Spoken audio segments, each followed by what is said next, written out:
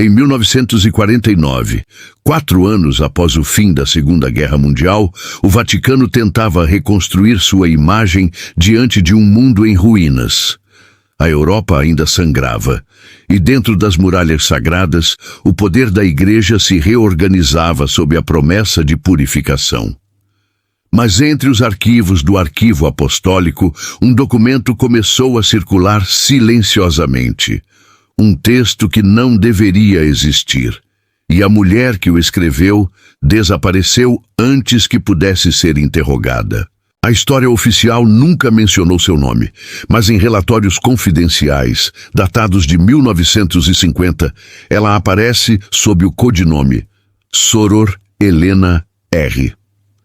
Irmã Helena Rossetti, freira da Ordem de Santa Clara, tradutora de latim e grego, responsável por restaurar manuscritos antigos apreendidos durante a guerra.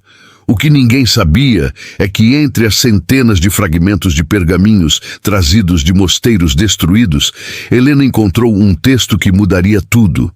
Era um evangelho, mas não um dos 4 reconhecidos pela Igreja. Um evangelho escrito por uma mulher.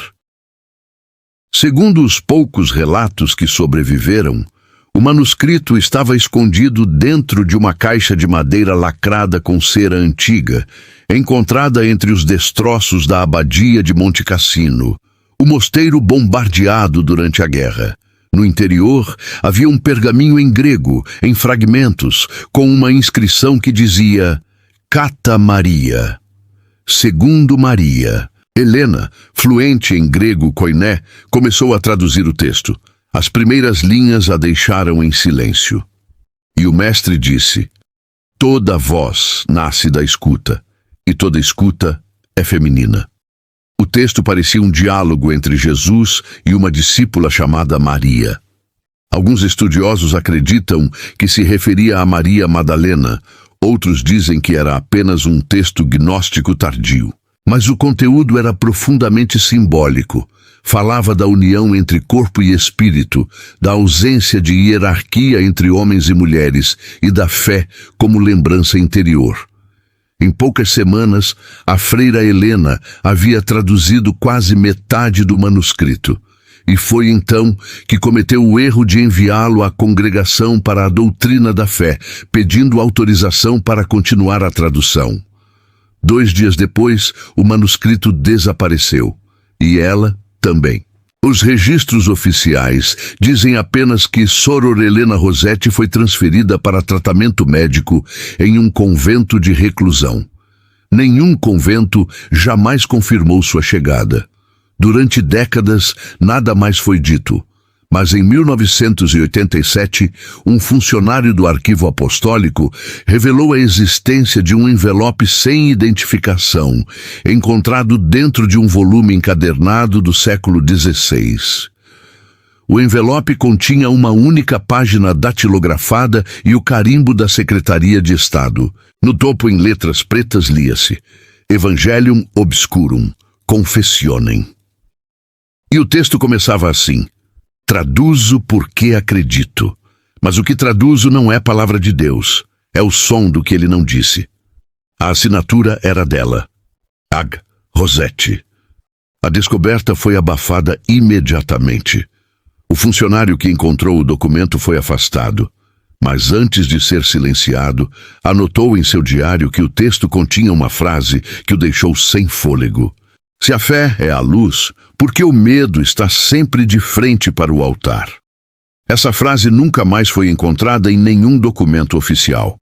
A partir desse ponto, as referências à irmã Helena surgem apenas em notas internas, classificadas como de periculosa natura, de natureza perigosa.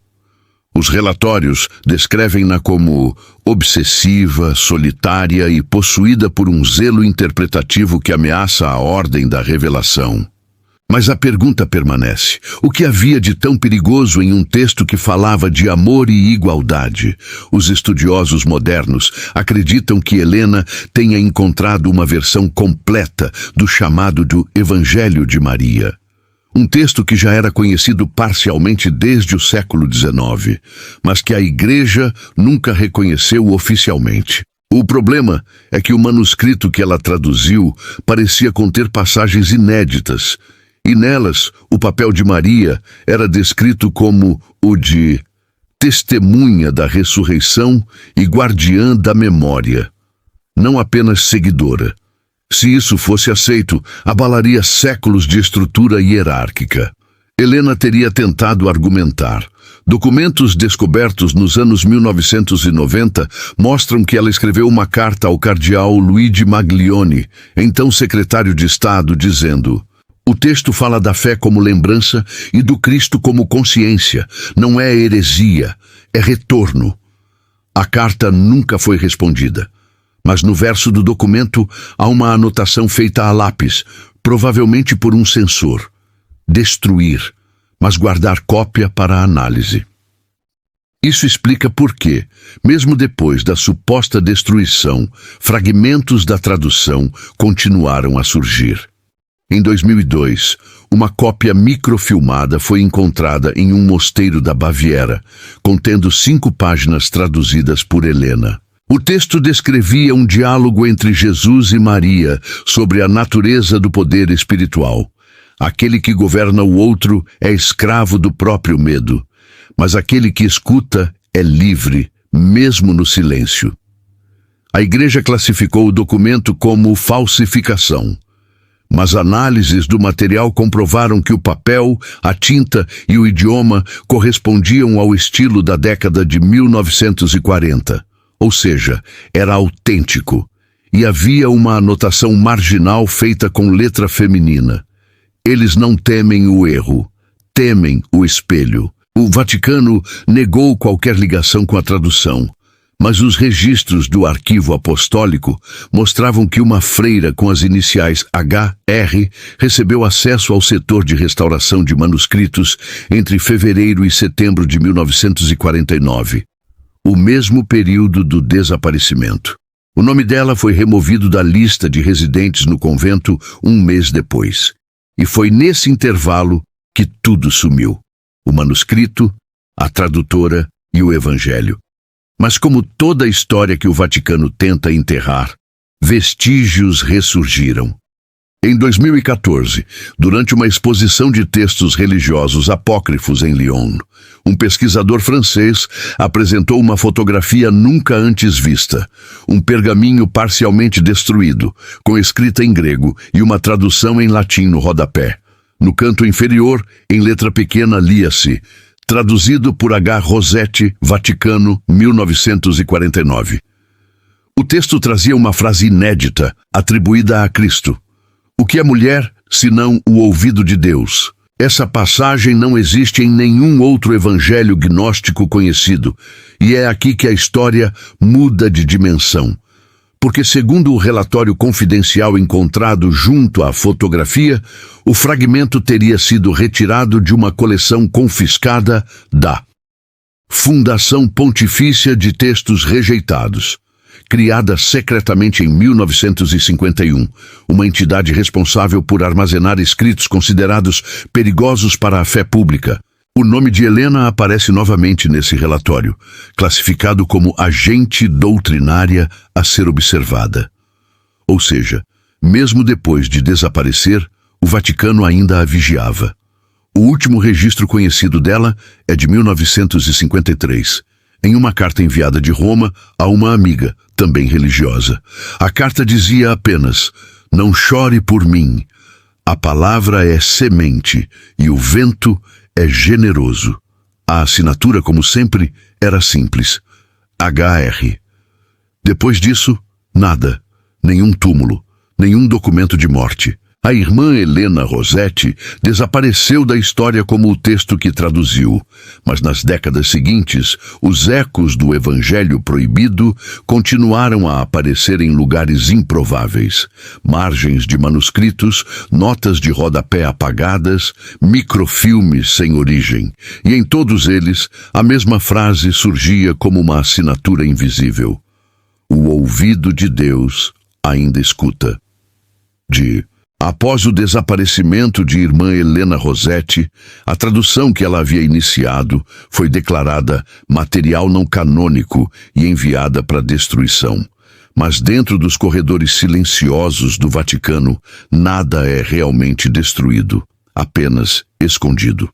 O relatório oficial da Congregação para a Doutrina da Fé, datado de dezembro de 1949, menciona uma eliminação completa dos fragmentos apócrifos relacionados ao Evangelho segundo Maria.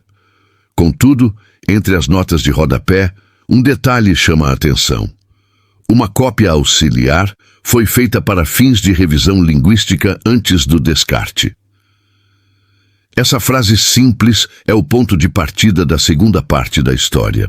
Porque, segundo arquivos recuperados décadas depois, essa cópia foi feita por um jovem monge copista chamado Padre Mateo Ferrero, um funcionário discreto, responsável por microfilmar documentos antes de seu arquivamento.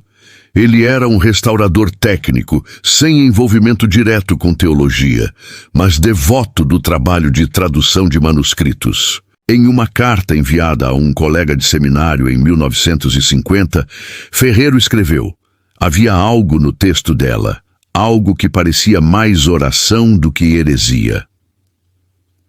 Durante semanas, Mateo trabalhou à noite, sozinho, microfilmando cada folha da tradução de Helena antes que fosse incinerada.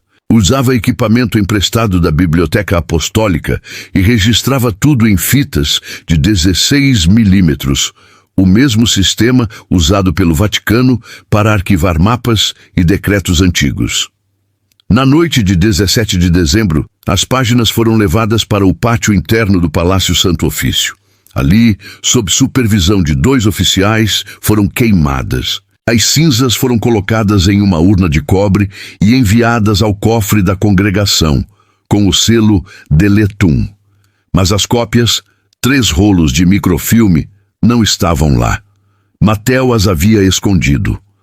Anos depois, um inventário secreto da Biblioteca Vaticana revelou a ausência de 3 microfilmes numerados 406b a 408b. Todos relacionados a traduções de textos gregos de 1949. No campo de observações, lia-se apenas extraviados. Mateo Ferrero deixou o Vaticano em 1952. Segundo registros, foi transferido para um mosteiro na região de Úmbria, mas, em 1954, desapareceu. Dele restaram apenas 2 cartas, ambas escritas em latim, e encontradas décadas mais tarde em arquivos civis italianos. Na primeira, datada de 1951, ele descreve o conteúdo dos microfilmes. Há palavras que mudam tudo. Maria fala como quem recorda a luz antes da criação. E o mestre responde: nenhum homem conhece Deus até escutá-lo em silêncio de mulher. A segunda carta, sem data, contém apenas uma frase: guardei o som no vidro. O vidro guarda tudo. Essa expressão intrigou os pesquisadores modernos, até que em 1999, durante uma restauração de equipamentos antigos do Vaticano, foram encontrados 3 rolos de microfilme guardados em frascos de vidro lacrados com cera. O conteúdo foi danificado, mas parte das imagens pôde ser recuperada. E o que apareceu nas telas deixou os restauradores em choque. As imagens mostravam fragmentos da tradução de Helena Rossetti, incluindo trechos desconhecidos do suposto Evangelho segundo Maria. As linhas mais legíveis diziam: o reino não é promessa, é lembrança, e aquele que lembrar o amor sem medo já ressuscitou. Essas palavras, se realmente autênticas, alterariam a própria base da teologia cristã. Elas deslocam a ideia de salvação para o campo da consciência, não da obediência, um conceito perigoso para a estrutura hierárquica da Igreja.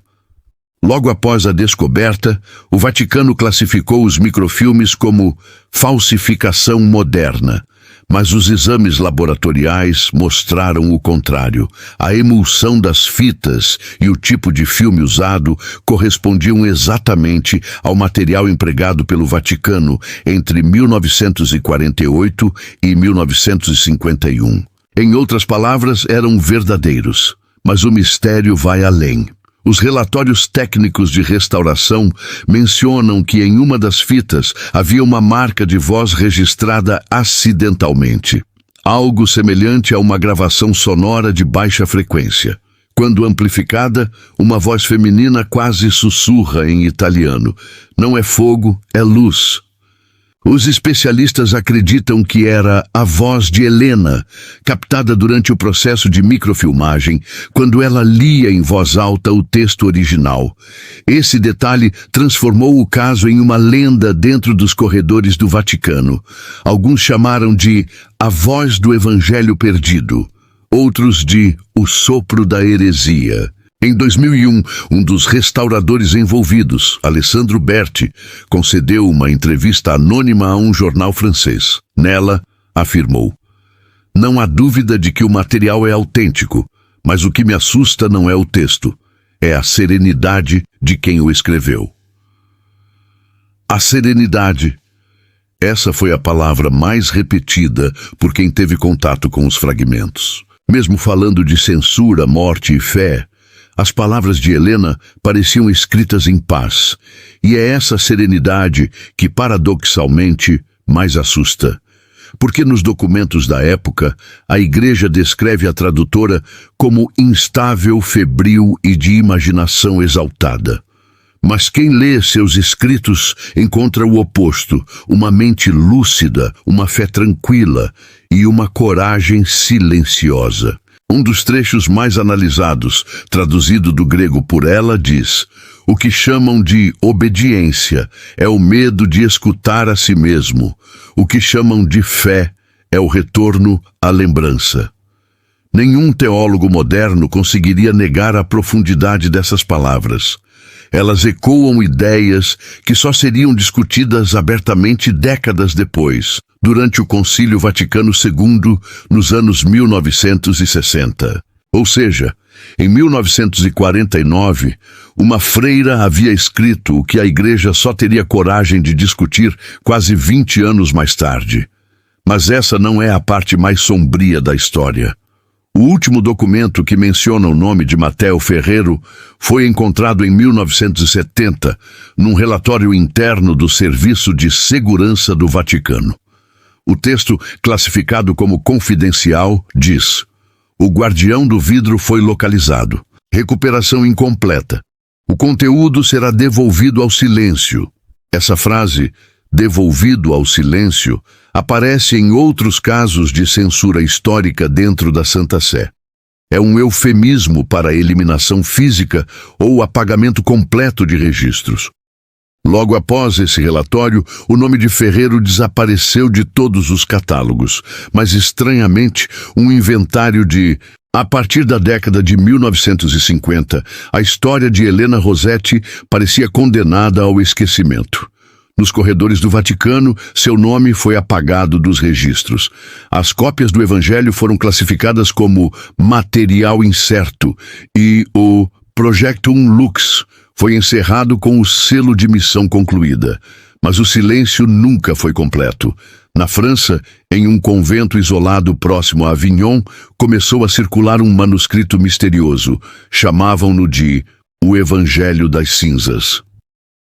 Ninguém sabia quem o havia escrito, nem como chegara até ali, mas o texto tinha algo familiar, uma linguagem feminina, introspectiva, e frases que lembravam exatamente as traduções de Helena Rossetti. Durante muito tempo, acreditou-se que fosse apenas uma imitação, até que um detalhe mudou tudo. No rodapé de uma das páginas, escrita em latim, havia uma pequena assinatura. O mesmo selo usado por Helena antes de desaparecer. O manuscrito foi datado entre 1955 e 1958, ou seja, 6 a 9 anos após o suposto desaparecimento da freira. O documento estava guardado dentro de uma caixa de madeira com cinzas prensadas, como se tivesse sido salvo de um incêndio. Os estudiosos o chamaram de Evangelium Cineris, Evangelho das Cinzas. E o nome fez sentido, porque o texto começava com uma frase que parecia falar do próprio destino de sua autora. Toda palavra nasce da cinza, e a cinza é a memória que se recusa a dormir. A passagem era diferente de tudo que havia sido visto em textos religiosos até então. Era ao mesmo tempo poética e teológica, carregada de uma espiritualidade íntima. O conteúdo do Evangelho das Cinzas descrevia diálogos entre uma mulher sem nome e uma voz interior que chamava de luz velada. Os teólogos perceberam que a estrutura era idêntica aos evangelhos gnósticos.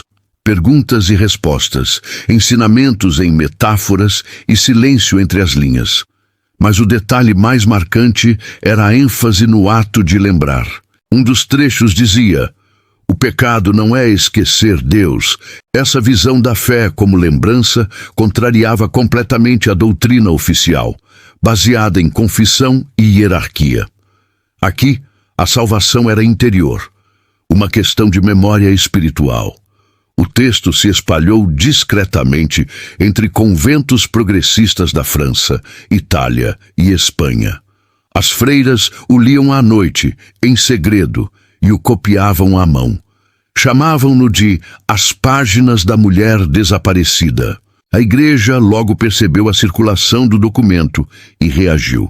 Em 1960, o Vaticano emitiu um decreto interno proibindo a leitura de textos apócrifos de origem feminina não autorizados. Nenhum nome foi citado, mas o alvo era claro. Mesmo assim, cópias continuaram a aparecer. Algumas versões continham anotações adicionais, possivelmente de outras religiosas que completavam o texto com suas próprias reflexões. Mas o núcleo permanecia o mesmo, e a caligrafia original, inconfundível. Em 1972, um linguista italiano, Giovanni Rinaldi, publicou um estudo sobre o Evangelho das Cinzas. Comparando a caligrafia com os fragmentos Tadini, ele concluiu que era da mesma mão, Helena Rossetti.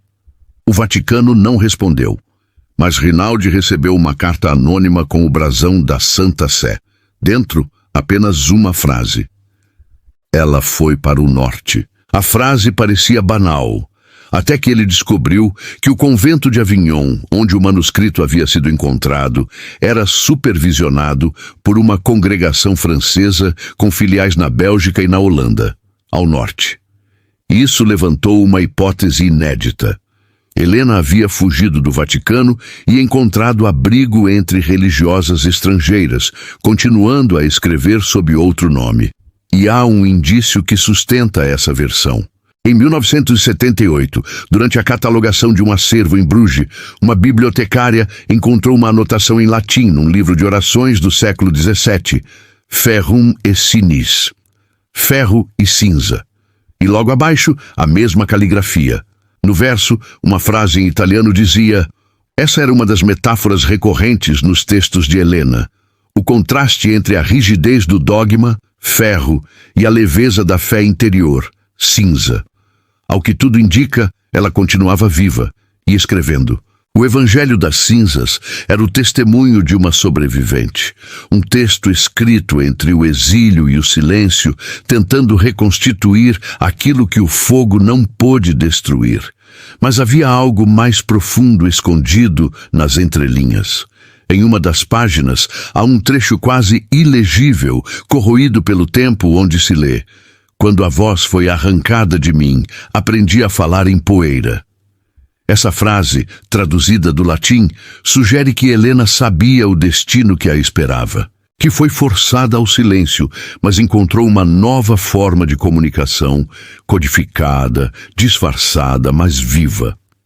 Especialistas em linguística religiosa descobriram que certas palavras do Evangelho das Cinzas seguiam um padrão cifrado, alternando letras conforme a sequência de um salmo. Quando decifrado, o código revelava um nome: Mariae Vox. A voz de Maria. Os estudiosos acreditam que era a forma de Helena afirmar a origem de seu evangelho e preservar a autoria feminina sem ser identificada. Essa descoberta foi publicada discretamente em um congresso de teologia em Estrasburgo, em 1995. 2 dias depois, o material desapareceu dos anais do evento. Nenhum dos organizadores soube explicar, mas um dos participantes, um padre idoso de origem belga, deixou registrado em carta particular o seguinte testemunho. A mulher que traduziu o Evangelho ainda viveu entre nós. Tinha olhos tristes e mãos que tremiam quando escrevia. Disse-me uma frase que nunca esqueci. Eles me queimaram, mas eu aprendi a ser cinza. Essa frase se tornou lendária, porque, se verdadeira, confirma que Helena Rossetti adotou o nome Beatrice em seu exílio e viveu oculta sob a proteção de conventos menores. Em 2007, pesquisadores da Universidade de Louvain analisaram uma série de manuscritos anônimos de meados do século XX. Entre eles, encontraram uma folha com trechos idênticos ao Evangelho das Cinzas, mas com uma diferença crucial. No topo, o título Evangelium Internum, o Evangelho Interior. No canto, uma anotação. Isso significa que Helena não apenas reescreveu o Evangelho original, mas o expandiu. Criou uma continuação. A cinza se mistura ao vento. Os estudiosos interpretaram como metáfora de liberdade espiritual, mas dentro do contexto da época e da repressão que ela sofreu, soa como um aviso. Em 2018, uma cópia digital do Evangelho das Cinzas foi brevemente disponibilizada por um grupo anônimo de arquivistas sob o pseudônimo Veritas Aeternum. O arquivo foi retirado do ar em menos de 24 horas, mas centenas de pessoas conseguiram baixar. O conteúdo mostrava trechos inéditos, incluindo um pós-escrito com as palavras: "Não escrevo contra eles." A autenticidade nunca foi oficialmente confirmada, mas o estilo, o vocabulário e a assinatura eram inconfundíveis. Hoje, os estudiosos reconhecem o Evangelho das Cinzas como a última obra de Helena Rossetti, um texto que nasceu do exílio, sobreviveu ao fogo e foi encontrado entre cinzas, o símbolo perfeito daquilo que o Vaticano tentou apagar, a memória feminina dentro da fé. E talvez seja por isso que, até hoje, o documento permanece proibido, porque ele não fala contra a Igreja, fala daquilo que a Igreja esqueceu, que a fé também tem voz de mulher, e essa voz, como a cinza, nunca desaparece, e continua a cair, suavemente, sobre tudo o que tenta escondê-la. Em 1961, uma carta cifrada foi interceptada na fronteira entre a França e a Itália. O remetente usava o nome Irmã Beatrice e o destinatário era um endereço do Vaticano. O conteúdo parecia inofensivo, versículos bíblicos copiados à mão com pequenas variações. Mas os analistas de criptografia da Secretaria de Estado notaram algo estranho. Cada terceira palavra formava uma frase oculta. A mensagem dizia: "A cinza fala e o vento a leva para o norte." O mesmo tipo de código já havia sido usado em textos associados ao Evangelho das Cinzas. Para o Vaticano, isso foi suficiente.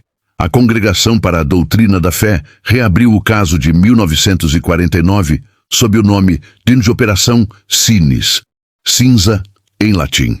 O objetivo era claro: localizar a mulher que continuava a espalhar o texto proibido e eliminar de vez os vestígios de sua obra.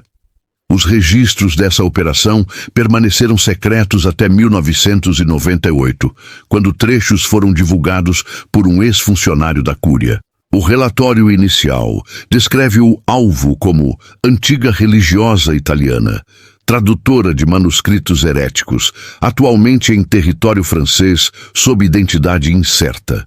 Foram designados 3 agentes eclesiásticos para conduzir a busca, entre eles um padre jesuíta chamado Matteo Arduini, conhecido por sua habilidade em localizar documentos desaparecidos. O primeiro passo foi rastrear os conventos onde circulavam cópias do Evangelho das Cinzas. Durante 2 anos, as inspeções se espalharam pela França e Bélgica. Conventos foram visitados sob o pretexto de auditorias doutrinárias. Livros foram confiscados e várias freiras foram transferidas para retiros de correção espiritual. Nenhuma prova direta foi encontrada, mas algo começou a incomodar os investigadores. Em cada convento havia sempre uma frase repetida, escrita à mão em pedaços de papel, paredes ou margens de livros. Eles queimam o papel, mas não o pó. O mesmo lema havia aparecido nos fragmentos Tadini. Os agentes concluíram que não se tratava de uma rebelião organizada, mas de um eco.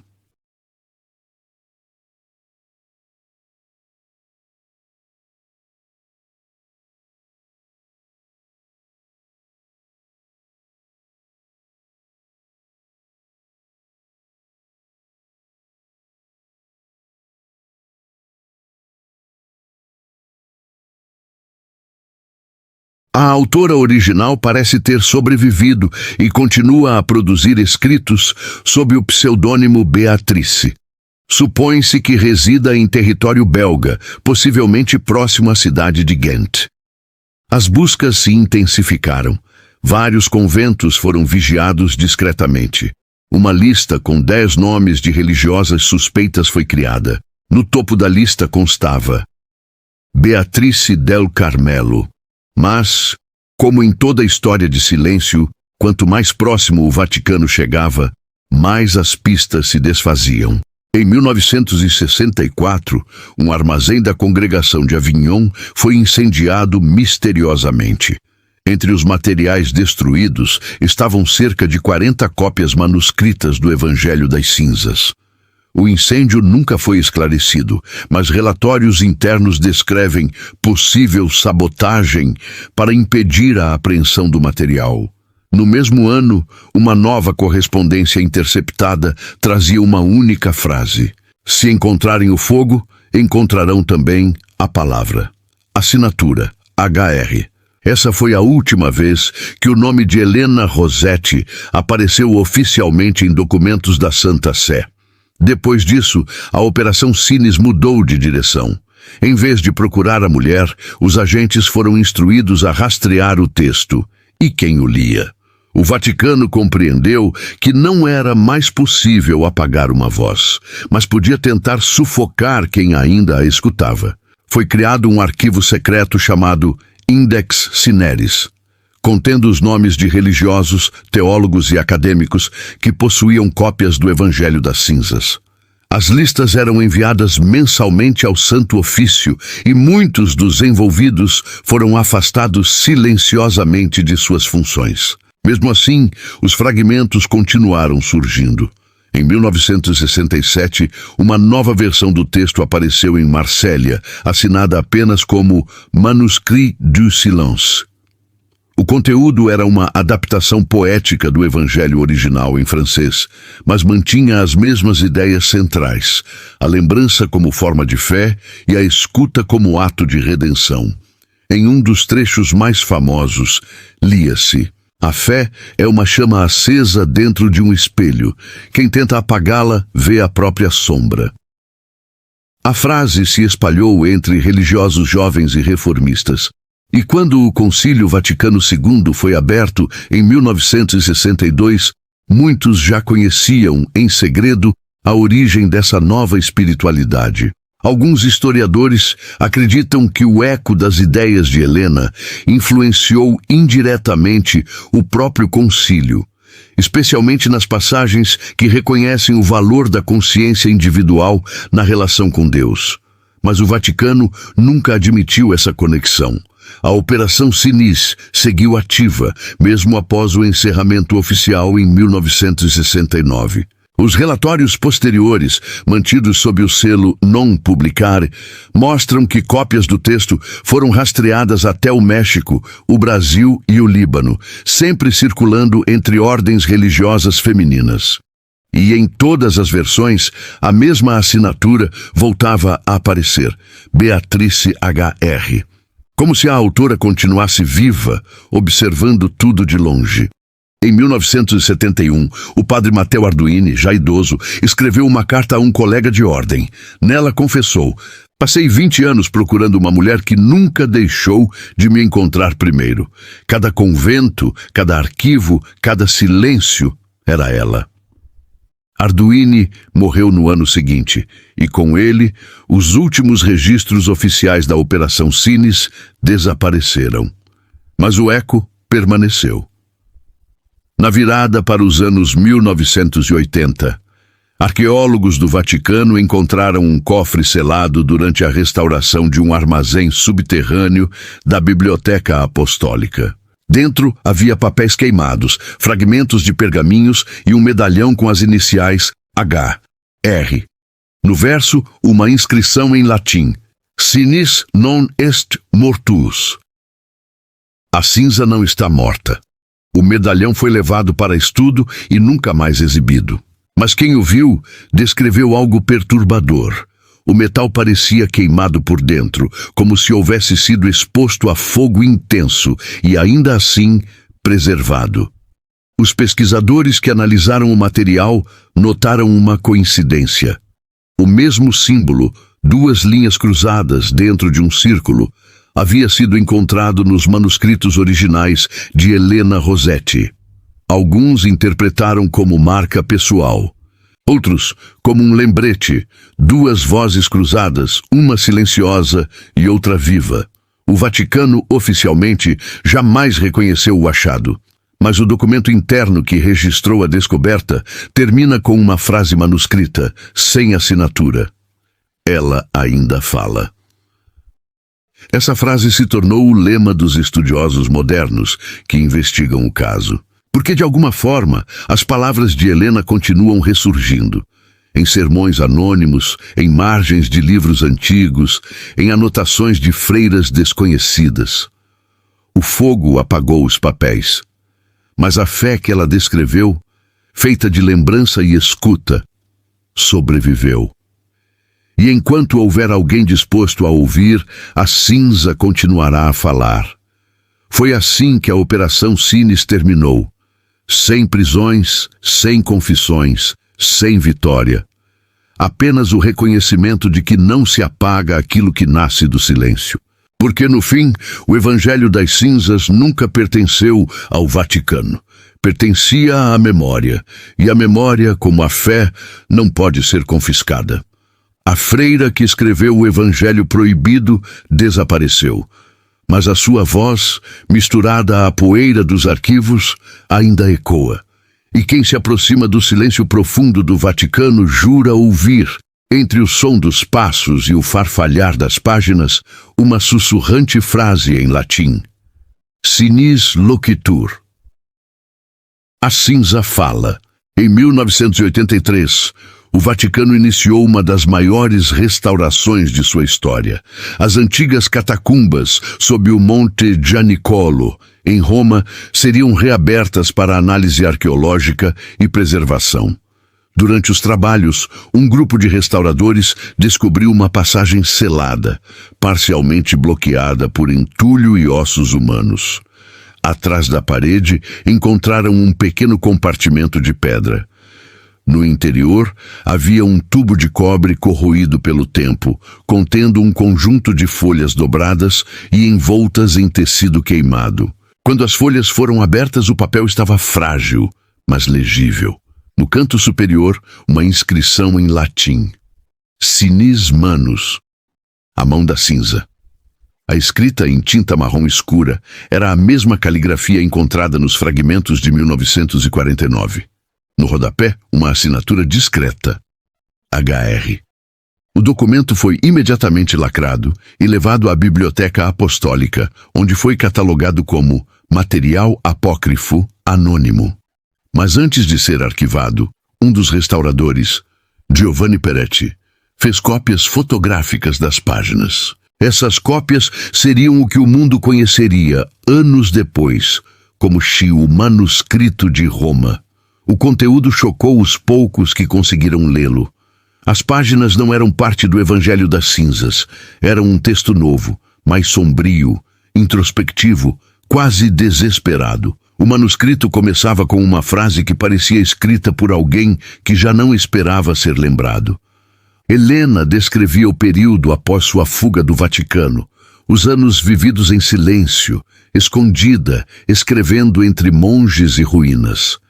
Ela falava de sonhos recorrentes, de uma voz que a chamava pelo nome antigo, de uma lembrança que queimava mais do que o medo. Em uma das passagens mais perturbadoras, escreveu: "Eles me disseram, apague, mas as cinzas lembraram o que eu quis esquecer."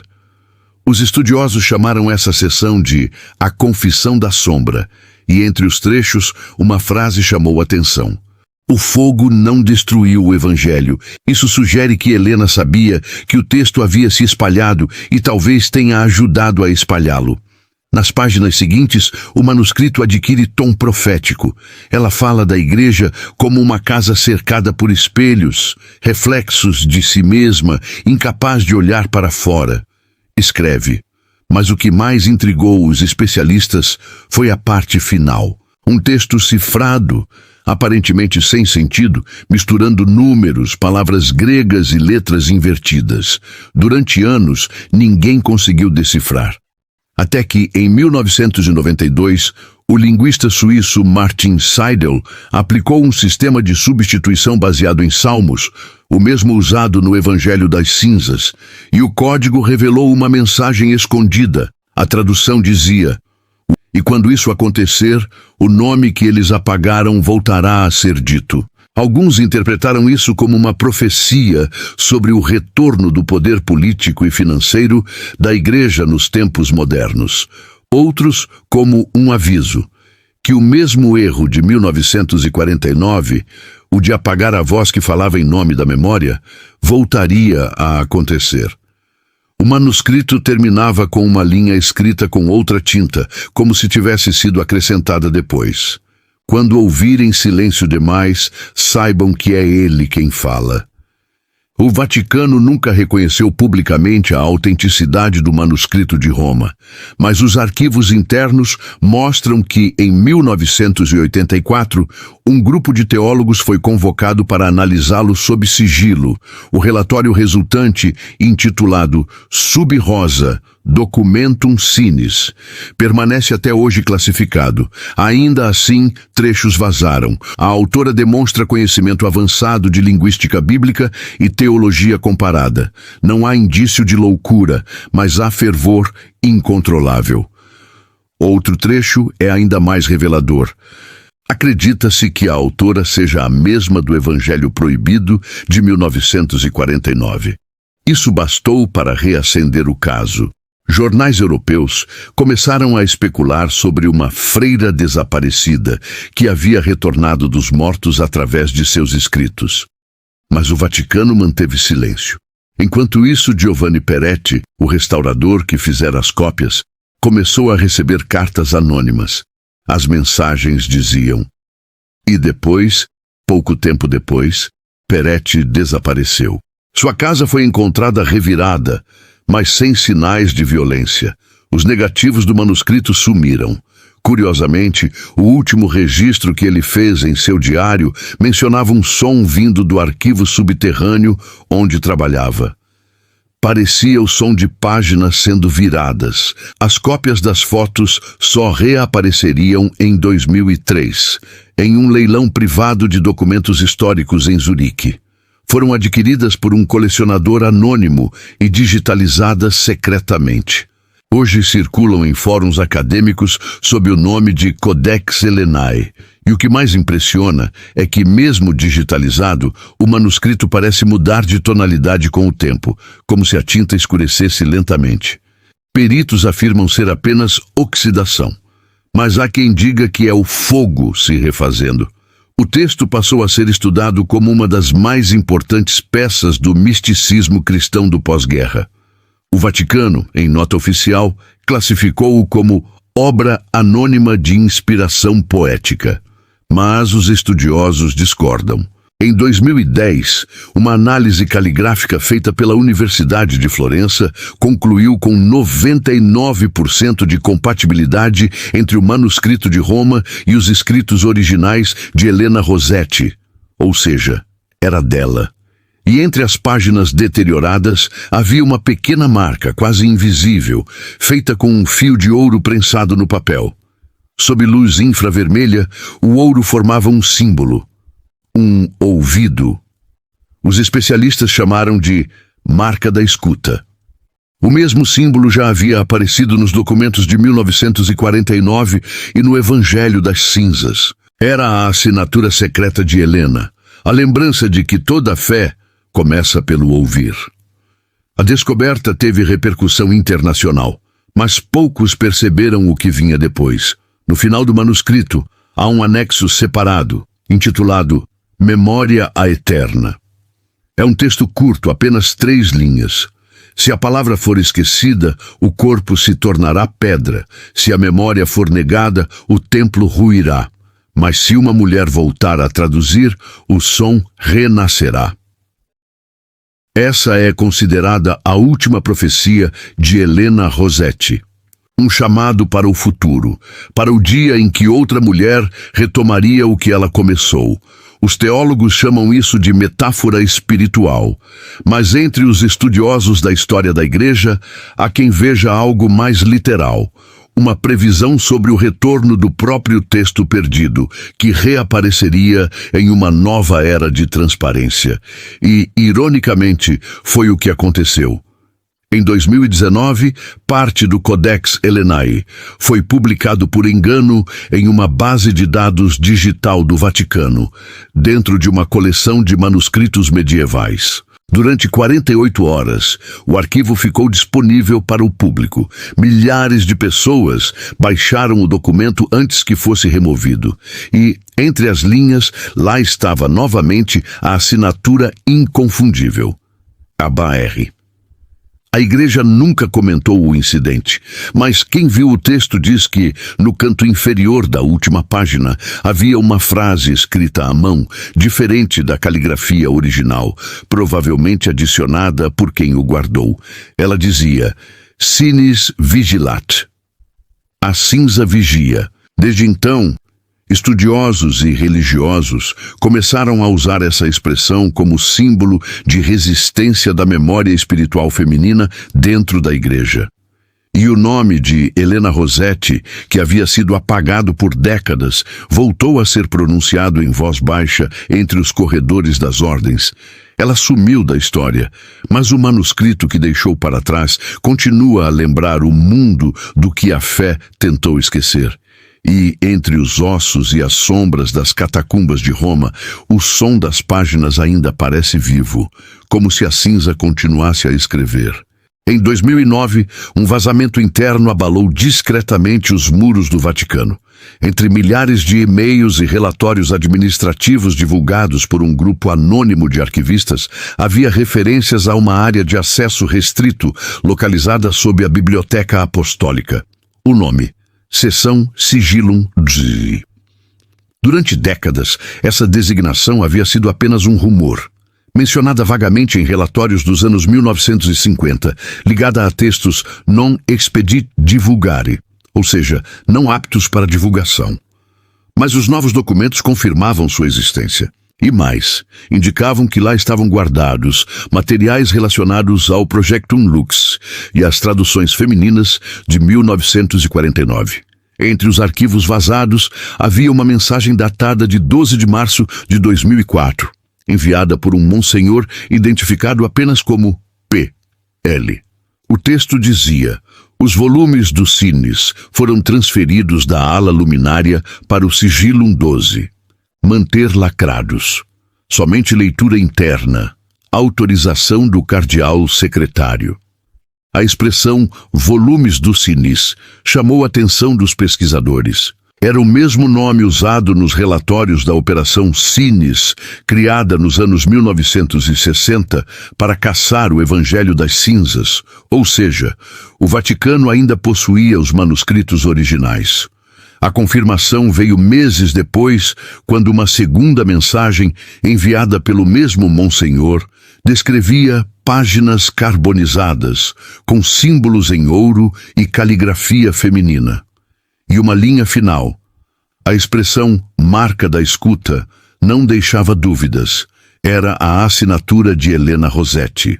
A notícia nunca foi divulgada oficialmente, mas chegou até um círculo restrito de jornalistas italianos especializados em temas religiosos. Entre eles, Luigi Ferraro, repórter investigativo da La Repubblica, que passou anos estudando os documentos vazados. Ferraro acreditava que a seção Sigillum XII era uma espécie de cofre teológico, criado para esconder escritos considerados perigosos, textos que poderiam abalar dogmas se viessem à tona. E entre eles estaria o Evangelho traduzido por Helena e suas versões posteriores. Durante 5 anos, ele tentou obter autorização para visitar o local. Nunca conseguiu. Mas em 2016 recebeu uma ligação anônima de dentro do Vaticano.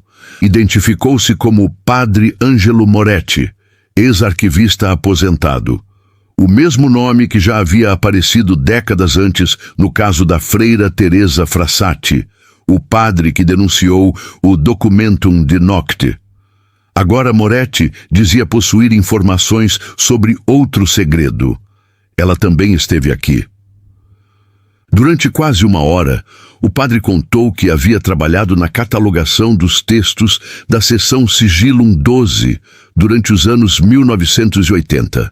Segundo ele, entre os volumes selados, havia uma caixa de metal contendo 3 cadernos encapados com couro preto e uma fita de tecido vermelho. No rótulo lia-se Internum, Interno. Era o nome da continuação do Evangelho das Cinzas, mencionada nos estudos franceses dos anos 2000. O padre descreveu o conteúdo de memória. Eram páginas de orações, mas escritas como quem fala com um espelho.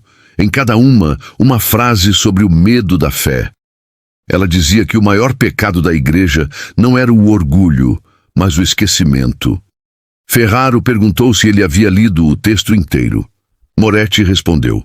Dizia: quando a casa se calar, o vento dirá meu nome. O repórter tentou confirmar a existência do manuscrito junto à Biblioteca Apostólica, mas foi barrado. 3 meses depois, Padre Moretti morreu em circunstâncias nunca esclarecidas. O Vaticano anunciou complicações cardíacas. Em 2017, ele publicou um livro chamado Os Cofres do Silêncio, no qual detalhava a estrutura subterrânea da seção Sigillum XII.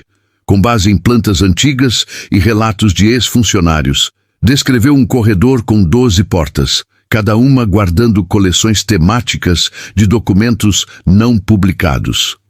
A porta número 9, segundo ele, levava à ala Sinis. O Vaticano negou oficialmente a existência do local. Mas, curiosamente, após a publicação do livro, uma das entradas subterrâneas da biblioteca foi interditada por obras de restauração. Enquanto isso, novos e-mails vazados revelavam algo ainda mais impressionante. Entre 2010 e 2012, membros da Congregação para a Doutrina da Fé trocaram mensagens sobre digitalização dos textos Sinis e avaliação de publicação parcial sob pseudônimo. Um trecho dizia: parte do material poderá ser publicado como estudo literário anônimo. Evitar associação direta à autora. Essa frase, sob o selo de cinza, se tornaria emblemática, porque em 2013, um pequeno livro foi lançado em Roma por uma editora católica independente. Título: Meditações da Escuta. O conteúdo era composto por fragmentos e orações escritas em prosa poética, mas quem conhecia a história reconheceu imediatamente as frases. Trechos inteiros eram idênticos aos do Evangelho das Cinzas e do manuscrito de Roma. Na contracapa, uma simples dedicatória, àquela que escreveu entre as chamas. O Vaticano não comentou, mas logo após o lançamento, todos os exemplares foram recolhidos das livrarias por questões editoriais. Mesmo assim, cópias circularam na internet. E um detalhe passou despercebido pela censura. Na página final, um símbolo impresso em tinta dourada. Um ouvido cercado por cinzas. Era a marca de Helena. Ferraro conseguiu provar que o livro havia sido produzido com base em um arquivo digital fornecido diretamente por funcionários da Biblioteca Apostólica. Ou seja, o material saiu de dentro do Vaticano. E a publicação coincidiu com um evento interno registrado em ata, a substituição completa dos servidores da seção Sigillum XII. Tudo foi apagado e refeito. A cinza já havia se espalhado mais uma vez. Em 2018, Ferraro recebeu outro e-mail anônimo. O remetente usava o nome Lucien Servare. Ela nunca deixou o Vaticano. Anexo, uma imagem digitalizada, uma página escrita à mão, com tinta azul desbotada, onde se lia: "Quando o fogo dorme, a palavra o desperta." O repórter tentou rastrear a origem. Descobriu que o arquivo havia sido enviado de um servidor ligado à Santa Sé. Mas, poucos dias depois, sua conta foi invadida e o e-mail desapareceu. Mesmo assim, Ferraro guardou cópias impressas. E, em entrevistas posteriores, afirmou ter visto pessoalmente o manuscrito de 1949 dentro da seção Sigillum XII. Disse que o texto estava guardado em uma caixa lacrada com cera branca e o selo da cruz papal. O trecho que conseguiu ler seria o mesmo que encerra todas as obras de Helena. O ouvido de Deus ainda escuta. Após essa revelação, Ferraro desapareceu por 3 meses. Reapareceu em Genebra, em uma conferência sobre liberdade religiosa, onde fez uma declaração pública. A verdade está lá embaixo, mas o silêncio ainda é a língua oficial do céu. Pouco depois, ele abandonou o jornalismo. Hoje, acredita-se que o material da seção Sigillum XII ainda exista, selado, intacto e talvez completo. Os estudiosos estimam que o acervo contenha mais de 300 páginas escritas por Helena Rossetti, incluindo versões integrais do Evangelho Proibido, do Evangelho das Cinzas e do Evangelho Interno. Mas o Vaticano jamais confirmou, porque admitir a existência desses textos seria reconhecer que, há mais de 70 anos, uma mulher escreveu a mais profunda revisão espiritual do cristianismo moderno. E foi silenciada por isso. Hoje, quando estudiosos mencionam o nome de Helena, fazem-no com cautela. Mas todos concordam em uma coisa: se o Sigillum XII for aberto algum dia, a história da fé precisará ser reescrita. E talvez nesse dia a voz dela, a mulher que o fogo não conseguiu calar, finalmente seja ouvida. Porque, como está escrito em uma das últimas linhas atribuídas a Helena Rossetti, nada é mais eterno do que o que foi esquecido. Por décadas, os corredores do Vaticano permaneceram em silêncio sobre a freira, que ousou traduzir o Evangelho Proibido. Mas o silêncio, como Helena escrevera, também tem som. E em 1999, o som voltou a se espalhar. Durante uma restauração na ala norte da Biblioteca Apostólica, um grupo de técnicos encontrou marcas estranhas atrás de uma parede antiga. Ao remover as camadas de tinta, revelaram uma inscrição quase apagada: "Non tace", não se cala. Era a mesma frase que encerrava o manuscrito de Roma. E ao lado dela, o desenho de um ouvido. A descoberta não foi divulgada. O registro foi classificado como intervenção não relevante. Mas entre os restauradores, o boato se espalhou. Aquela parede fazia parte do antigo corredor que levava à seção Sigillum XII. A mensagem parecia ter sido gravada por dentro, antes que a passagem fosse lacrada. Naquele mesmo ano, uma investigadora da Pontifícia Comissão de Arquivos, irmã Agnese Marconi, escreveu em seu relatório interno que havia resquícios de manuscritos contendo o nome Rossetti e referência ao termo Cines. O documento desapareceu do sistema digital uma semana depois, mas Agnese guardou uma cópia impressa. E em uma entrevista anônima concedida anos mais tarde, revelou algo que até então ninguém sabia. A seção Sigillum XII não é apenas um depósito de textos. É um cemitério de vozes. Ela descreveu corredores sem janelas, portas trancadas e o som constante de ventiladores, como se o ar precisasse ser mantido puro, não para preservar o papel, mas para manter vivo o que estava escrito. Segundo Agnese, lá dentro havia caixas metálicas, cada uma marcada com uma única palavra: Lux, Sinis, Mariae, Internum. Em uma das caixas, um rótulo incompleto com letras queimadas, H, R. Ela confessou ter aberto uma delas por curiosidade. Encontrou folhas carbonizadas, pedaços de fita vermelha e um fragmento legível com a frase: "O ouro e o silêncio ainda se tocam." Era a mesma profecia do manuscrito de Roma. Assustada, fechou a caixa e nunca mais voltou ao local. Havia algo ali que não pertencia ao tempo, escreveu, como se a própria memória tivesse peso. Nos anos seguintes, o Vaticano iniciou uma série de reformas internas e mudanças de catalogação. Oficiais aposentados foram substituídos, corredores foram fechados e vários registros antigos desapareceram. Mas, paradoxalmente, quanto mais o Vaticano tentava reorganizar o passado, mais o nome de Helena reaparecia.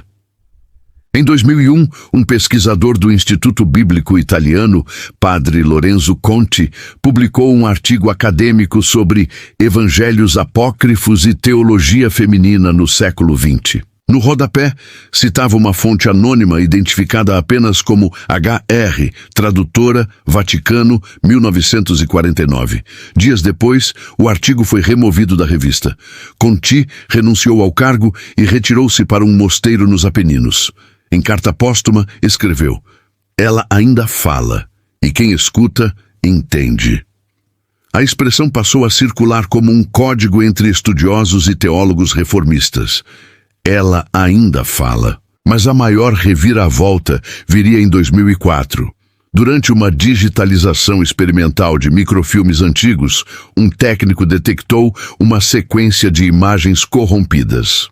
Ao restaurar os arquivos, percebeu que os quadros mostravam partes de uma escrita em latim. O cabeçalho dizia Evangelium Internum, Soror, HR. Era o texto que o padre Moretti havia mencionado antes de morrer. As imagens mostravam apenas fragmentos, mas o suficiente para mudar tudo. Um deles dizia: "Quando o corpo for esquecido, o verbo lembrará." Outro: "Toda fé perdida retorna em silêncio." A equipe de restauração foi imediatamente afastada. O material recolhido e selado. Mas o técnico que o descobriu, um jovem chamado Michele Dalba, havia feito cópias pessoais.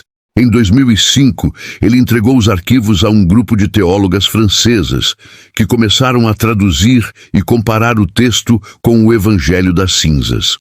A compatibilidade era total. Isso provava que Helena havia escrito uma terceira versão, um encerramento espiritual de tudo o que começou em 1949. Em 2006, Dalba desapareceu. Sua família recebeu apenas uma mensagem automática do Vaticano agradecendo os serviços prestados à conservação histórica. No entanto, um dos arquivos que ele enviou às tradutoras sobreviveu. No rodapé de uma das páginas digitalizadas havia uma frase curta em latim, escrita com tinta dourada: "Vossem audit quitasse." O que se cala é quem ouve. Essa frase se tornaria o epílogo de toda a saga. Nos anos seguintes, pequenos trechos de seus textos continuaram a emergir em publicações acadêmicas, sermões e até homilias papais, onde temas como a escuta do divino interior passaram a ser abordados com nova linguagem. Coincidência, talvez, ou o eco final da mulher que traduziu o indizível. O Vaticano jamais admitiu oficialmente a autenticidade dos escritos. Mas em 2010, um comunicado interno dirigido à Congregação de Cultura trazia uma recomendação curiosa: manter os textos sob o selo de cinza. A fé precisa de sombras para continuar brilhando. Era o reconhecimento disfarçado de que os documentos existiam e de que continham algo que o mundo ainda não estava pronto para ler. Desde então, os arquivos permanecem selados, mas vez ou outra, durante restaurações ou vazamentos, novas linhas ressurgem. Nenhuma delas desmente a lenda. Todas a confirmam. Helena Rossetti permanece oficialmente desaparecida desde 1949, mas paradoxalmente nunca esteve tão presente.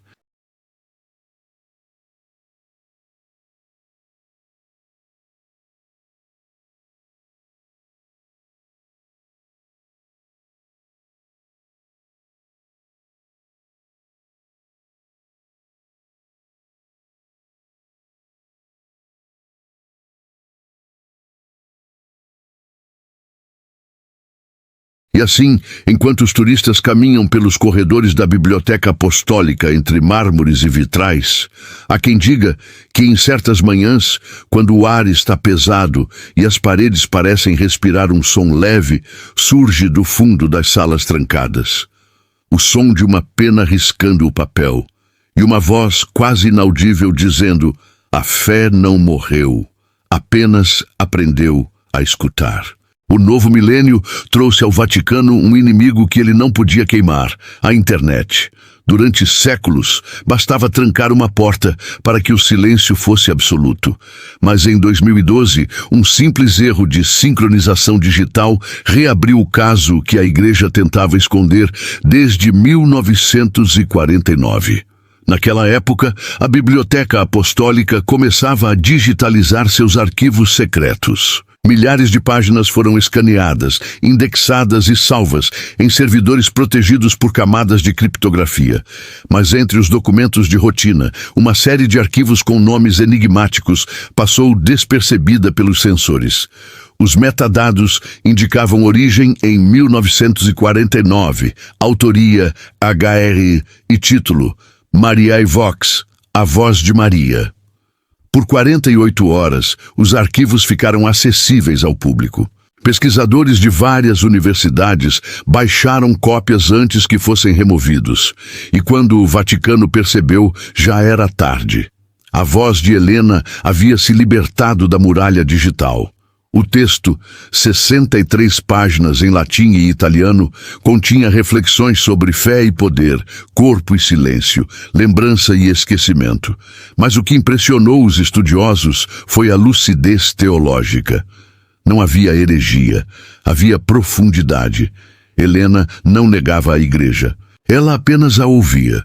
Em um dos trechos mais citados, ela escreveu: o erro da fé é confundir a boca com o ouvido. O poder fala, Deus escuta. Outro fragmento dizia: quando o altar se torna trono, o verbo deixa de ser carne. Essas frases se espalharam pela internet em questão de horas. Blogueiros religiosos, estudiosos, ateus e crentes começaram a discutir a autenticidade do texto. E pela primeira vez, o nome Helena Rossetti voltou a ser procurado nos mecanismos de busca de todo o mundo. A Igreja reagiu rapidamente, negou a autoria, chamou o conteúdo de falsificação e acusou grupos de infiltração ideológica. Mas os peritos linguísticos foram unânimes. A caligrafia digitalizada, o padrão sintático e as marcas paleográficas correspondiam às amostras dos manuscritos de 1949 e 1983. Era genuíno. Um grupo de acadêmicos franceses reuniu os arquivos baixados e publicou um relatório independente, intitulado A Escuta Interdita. Eles provaram que o vocabulário usado por Helena continha termos que só seriam redescobertos pela linguística bíblica décadas depois, algo impossível para uma falsificação moderna. O relatório circulou silenciosamente e o Vaticano optou por não responder. Mas dentro da Cúria, uma ordem interna foi emitida: suspender toda menção pública ao caso Rossetti, recolher qualquer material derivado, classificar novamente sob o código sub sinis. Essa última expressão, sob a cinza, tornava-se uma ironia trágica, porque o que estava sob a cinza agora queimava dentro das telas. No mesmo ano, uma pesquisadora italiana, Chiara D'Ambrosio, especialista em teologia feminina, decidiu decifrar integralmente o Mariae Vox. Durante 2 anos, analisou cada fragmento, linha por linha, e percebeu algo extraordinário. As passagens formavam uma estrutura circular. O texto começava e terminava com a mesma frase: toda escuta é feminina. Chiara descreveu isso como um rosário de memória. Cada frase era uma conta, uma lembrança, um eco. E o último parágrafo parecia falar diretamente com o futuro. Quando ouvirem a voz e pensarem que é antiga, lembrem-se, ela está dentro de vocês. Em 2014, Chiara publicou o livro A Voz e a Cinza, o Evangelho que sobreviveu ao fogo. O livro se tornou um fenômeno, não apenas entre religiosos, mas entre leitores comuns, atraídos pela ideia de uma fé silenciosa, interior, livre de dogmas. Mas, com o sucesso, veio a ameaça. D'Ambrosio começou a receber e-mails anônimos com a frase repetida: o silêncio também é uma forma de fé. Meses depois, sua casa foi invadida. Nada foi roubado, exceto o computador onde estavam as traduções inéditas. O caso nunca foi esclarecido. Mesmo assim, cópias do Mariae Vox já circulavam em servidores espelhados. Traduzido para 17 idiomas, o texto passou a inspirar comunidades religiosas progressistas e grupos de espiritualidade feminina. Para eles, Helena não era uma rebelde, era uma lembrança. Uma memória coletiva que atravessou o fogo e chegou intacta à era digital. Em 2016, a Pontifícia Academia de Teologia publicou um comunicado afirmando que os escritos atribuídos à irmã Rossetti, ainda que poéticos, não possuem valor doutrinário. Mas a nota teve efeito oposto. A tentativa de negar reacendeu a curiosidade e, pela primeira vez, jovens teólogas começaram a citar o Evangelho das Cinzas em teses acadêmicas. Um novo movimento nasceu, discreto mas crescente, chamado audiens, palavra latina para aquele que escuta. Seus membros acreditavam que a verdadeira fé não precisava de intermediários, que Deus falava por meio da memória e que cada alma era um fragmento do verbo. O símbolo do grupo era simples, um ouvido dourado cercado por cinzas, a marca de Helena. O Vaticano acompanhou o movimento com cautela, mas quanto mais tentava ignorá-lo, mais ele crescia. Sem templos, sem rituais, apenas escuta, oração silenciosa e lembrança, o fogo transformado em fé. Em 2018, uma jovem jornalista da BBC italiana, Elena Marani, produziu um documentário chamado A Mulher que o Vaticano Tentou Apagar. No filme, ela viaja por conventos, arquivos e ruínas, reconstruindo a trajetória de Helena Rossetti. Mostra cartas escondidas, assinaturas antigas e depoimentos de freiras que ainda recitam versos do Evangelho das Cinzas antes de dormir. O documentário viralizou, alcançando milhões de visualizações em poucos dias, mas o que mais chamou a atenção foi o final. Marani conseguiu entrevistar um ex-funcionário da Biblioteca Apostólica, cuja identidade foi mantida em sigilo. Ele afirmou diante das câmeras que os textos de Helena ainda estavam guardados no Vaticano e que havia uma gravação em áudio feita nos anos 1950 com a voz de uma mulher recitando trechos em latim. Eles dizem que é uma leitura de arquivo, contou ele, mas todos aqui sabem que é ela. O Vaticano jamais respondeu, mas 2 meses depois, o documentário foi retirado do ar por violação de direitos autorais. Cópias sobrevivem apenas em fóruns obscuros. Hoje poucos lembram do nome da jornalista, mas quem viu o filme nunca esquece a última cena. Uma freira idosa em um convento da Bélgica, olhando para a câmera e dizendo calmamente: ela ainda fala, e vocês ainda não aprenderam a escutar. Essas palavras se tornaram o lema de uma nova geração. E talvez, sem saber, a freira tenha dito exatamente o que Helena escrevera há mais de 70 anos. Porque em todas as versões do Evangelho há sempre a mesma lição escondida entre as cinzas. A fé não é gritar para o céu, é lembrar que o céu também escuta. E agora, pela primeira vez, o mundo inteiro ouvia a voz que o fogo não conseguiu calar. O que começou como uma lenda escrita em pergaminhos, agora ressurgia como som. Em março de 2020, no auge do confinamento mundial, um grupo de técnicos da Rádio Vaticana foi designado para digitalizar gravações antigas do pós-guerra. Entre rolos de fita cobertos de poeira, encontraram um fragmento sem rótulo. O áudio durava apenas 40 segundos. No início, apenas ruído. Um estalo, depois respiração. E então, uma voz, feminina, grave, pausada. Recitava em latim com sotaque italiano. Quando o fogo dorme, o verbo desperta. A voz parava, voltava a repetir a frase e sussurrava: Sinis loquitur, a cinza fala. O técnico responsável, sem entender o significado, adicionou a gravação ao lote de arquivos a serem processados. Mas ao rodar o sistema de reconhecimento de fala, o software retornou um nome de arquivo automático. HR1949.wav. Quando a equipe notou o código, o som já havia sido copiado dezenas de vezes.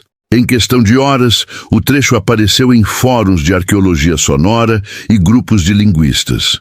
Alguns diziam que a voz era de uma atriz de rádio, outros que era de uma freira desconhecida. Mas a coincidência era impossível de ignorar. O arquivo datava de outubro de 1949, o mesmo ano do desaparecimento de Helena Rossetti, e o conteúdo correspondia às últimas palavras registradas em seus manuscritos. A igreja reagiu rapidamente. A gravação foi removida e o porta-voz do Vaticano declarou que não havia evidências de autenticidade. Mas especialistas em acústica da Universidade de Bolonha analisaram as frequências vocais e concluíram: a voz pertencia a uma mulher entre 30 e 40 anos, natural da região central da Itália. A notícia se espalhou como fogo em cinzas secas. Programas de rádio, podcasts e canais de investigação começaram a reproduzir o áudio, acompanhados por imagens da freira desaparecida. As palavras sinis loquitur voltaram a ecoar em milhões de fones de ouvido, atravessando décadas de silêncio. Nos bastidores, o Vaticano iniciou uma auditoria interna. Uma correspondência vazada meses depois revelou a criação de uma nova seção dentro da Biblioteca Apostólica. Archivum Auditio, o arquivo da escuta. Oficialmente, sua função seria preservar gravações históricas da Igreja, mas fontes internas afirmaram que o objetivo real era isolar e estudar o fenômeno das vozes não catalogadas. Arquivos sonoros cuja origem não podia ser confirmada, entre elas a de Helena. O relatório confidencial de fundação do arquivo descrevia o incidente em termos quase místicos. Uma voz atravessou o tempo e retornou. Não é possível determinar se fala de dentro ou de fora. Os técnicos que trabalharam no projeto relataram anomalias acústicas. Durante a reprodução das fitas, o som do rolo parecia mudar, como se alguém respirasse atrás dos alto-falantes. Um deles, em depoimento anônimo, afirmou: era como se o microfone tivesse captado o eco de uma sala sem paredes. Enquanto isso, o áudio se espalhava pela internet. Grupos espirituais começaram a usá-lo como oração, repetindo a frase em latim como mantra: sinis loquitur. O YouTube removeu centenas de vídeos por uso indevido de material protegido, mas cópias renasciam todos os dias. Em 2021, um especialista em inteligência artificial, Thomas Alencar, Aplicou um algoritmo de reconstrução sonora à gravação. O programa isolou frequências residuais e revelou que a voz original havia sido gravada em um ambiente fechado, provavelmente de pedra. Ao fundo, era possível ouvir o som de sinos e depois um segundo murmúrio, quase inaudível. Quando amplificado, revelou uma frase: "Não se esqueçam do nome." Para Alencar era claro, a própria gravação continha um lembrete, a assinatura viva de quem se recusou a desaparecer. Pouco depois, o Vaticano publicou um comunicado afirmando que qualquer associação entre o arquivo sonoro e eventos de 1949 é infundada. Mas a investigação pública já não podia ser contida. Em 2022, a jornalista Helena Marani, a mesma que havia produzido o documentário censurado anos antes, reapareceu com um novo projeto: A Voz de Dentro das Paredes. Ela reuniu peritos em som, teólogos e linguistas para analisar a fita original. O documentário mostrou que o padrão de respiração e entonação da voz coincidiam com registros fonéticos de mulheres toscanas nascidas nas primeiras décadas do século XX. Exatamente como Helena. Em um momento do filme, Marani entra em uma capela antiga, coloca fones de ouvido e reproduz o áudio. Enquanto ouve, lágrimas descem lentamente pelo rosto. "Não importa quem ela foi", diz a jornalista. "O que importa é que ainda está falando." A frase se tornou viral. Milhares de pessoas começaram a gravar suas próprias versões da oração, sussurrando: "Sinis loquitur." Algumas diziam sentir paz. Outras, um leve arrepio, como se alguém as observasse. Os cientistas chamaram isso de fenômeno auditivo coletivo, mas os crentes o chamaram de milagre. E entre as camadas do Vaticano, o desconforto cresceu, porque ao tentar negar a existência da voz, a Igreja acabou concedendo-lhe o dom mais poderoso: ser ouvida. Em 2023, uma nova gravação foi descoberta. Dessa vez, um rolo de 1951, também sem rótulo, contendo 12 minutos de oração em latim. No final, a mesma voz dizia: "A escuta é eterna, porque Deus é o silêncio que responde." Era a confirmação do que os textos já diziam. A mulher que escreveu Entre as Cinzas havia falado, e sua voz atravessava o tempo com uma serenidade impossível de apagar.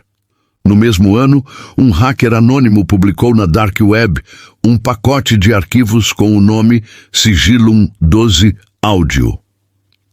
Entre ruídos e gravações deterioradas, havia um documento de texto datado de 1974, intitulado Relatório de Verificação de Fitas. O autor, um técnico da Rádio Vaticana, descrevia a existência de 10 rolos originais gravados por uma religiosa da Ordem de Santa Clara sob autorização experimental de um monsenhor. As fitas teriam sido seladas na biblioteca por conter material de devoção não autorizado. A autenticidade do arquivo nunca foi confirmada. Mas, se verdadeira, ela provaria que o Vaticano não apenas conhecia a existência das gravações, como as guardava em segredo há mais de meio século. Hoje os estudiosos chamam essa descoberta de o arquivo da escuta. Não é um lugar físico, mas um conceito. Um espaço onde a fé e a memória se encontram. Onde o som substitui a palavra e o silêncio vira testemunha. Em uma conferência em Lisboa, o teólogo Miguel Sartori resumiu o fenômeno.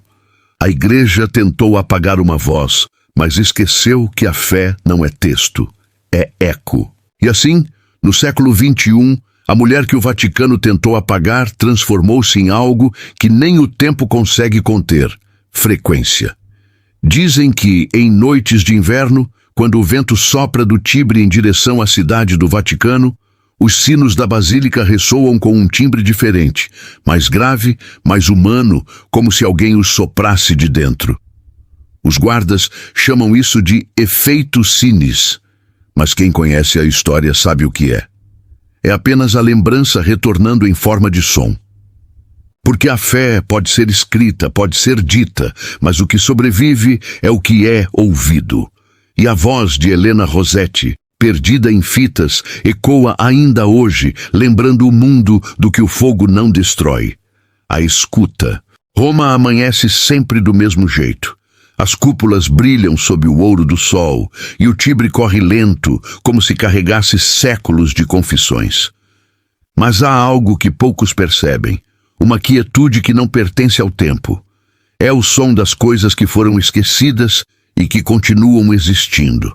Nos corredores subterrâneos do Vaticano, o silêncio é mais espesso que o ar. As paredes de pedra respiram, e entre elas, caixas de ferro repousam sob o selo de cera branca, guardando palavras que nunca deveriam ser lidas. Os arquivos chamam isso de materiais não abertos, mas para quem acredita, são memórias dormindo. Entre esses cofres ainda existe o nome dela, Helena Rossetti, a freira que escreveu um evangelho proibido e pagou com o próprio desaparecimento. Ela não quis fundar uma nova fé, quis apenas ouvir. Porque para ela, Deus não era uma voz, era a resposta, e a resposta só existe quando alguém escuta. O tempo passou, os papas mudaram, as línguas mudaram, mas o som permaneceu. Ninguém sabe como a gravação sobreviveu. Alguns dizem que foi por acaso. Outros acreditam que certas vozes não pertencem à cronologia. Elas pertencem ao eco. Hoje cientistas estudam as fitas de Helena. Analisam frequências, medem ruídos, descrevem variações. Mas nenhum instrumento consegue registrar o que o ouvido humano sente quando o som começa, porque o que fala ali não é o passado, é o que ficou entre ele e nós. Há relatos de técnicos que juram ter ouvido novas palavras no áudio, como se a voz acrescentasse frases que antes não estavam lá. Num dos relatos mais famosos, um restaurador francês disse ter escutado algo que não constava nas transcrições. Uma última frase, tão baixa que só podia ser captada por microfone de contato. Ele traduziu assim: "Não me procurem em livros, procurem no silêncio entre as páginas." Talvez fosse interferência. Ou talvez não.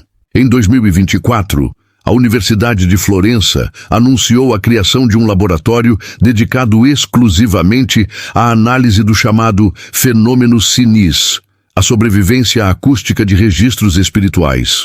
O estudo revelou que as fitas de 1949 apresentam uma compressão magnética anormal, típica de gravações duplicadas muitas vezes sobre a mesma faixa. Isso significa que, por algum motivo, alguém regravou a voz de Helena mais de uma vez, talvez tentando cobri-la. Mas a voz permaneceu. Mesmo soterrada por camadas de ruído, ela continuava audível. O laboratório chamou isso de persistência sonora residual. Mas, fora das universidades, o povo lhe deu outro nome: milagre.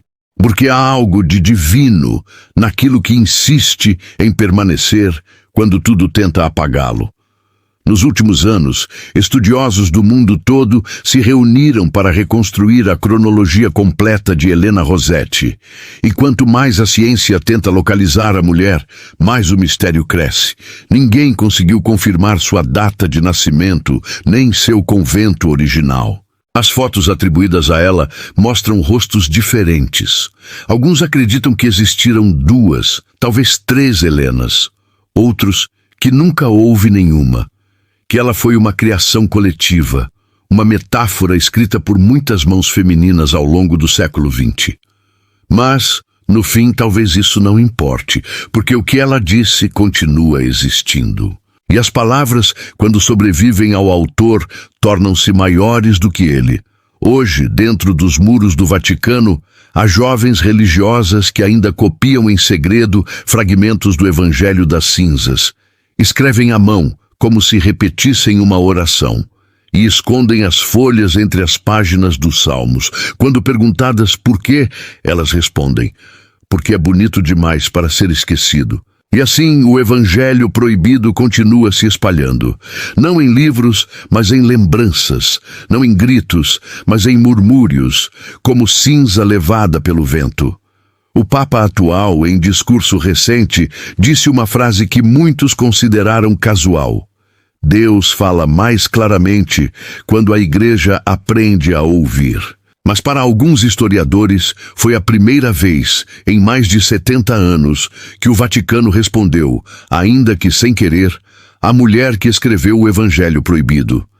Helena acreditava que a fé não era uma hierarquia, mas uma escuta compartilhada. E que o sagrado não era o que se proibia, mas o que se lembrava. Ela não queria ser mártir, nem santa, queria ser ouvida.